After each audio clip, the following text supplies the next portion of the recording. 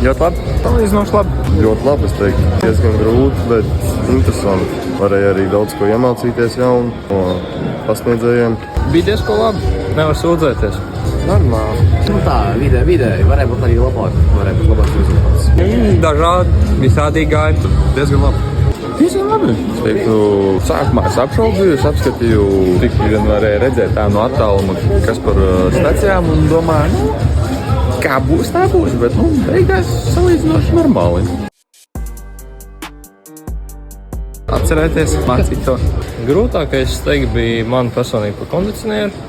Tas bija tāds viens no grūtākajiem, kas neesmu tik daudz iedziļinājies tajā, bet arī lielos soļos diezgan labi sapratu.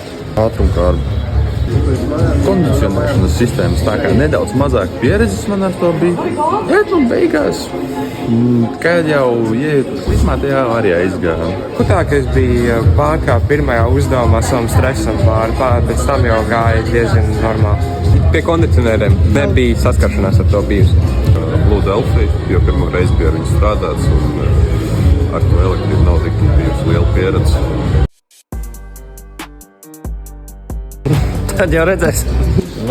Pagaidām cīnos par pirmo vietu, bet šodien jau redzēs uz beigām. Cerams. Nezinu, to redzēsim vēlāk. Ņemot vērā to, ka esmu trešais kurs, es arī priecājos par iegūto pieredzi, kaut arī neuzvāk. Vienmēr jācenšas uz labāko rezultātu tiekties. Protams. Šodien labāks rezultāts jāparāda. Vakar gatavojos visu nakti. Centīšos. Šodien diezgan labi veiksies.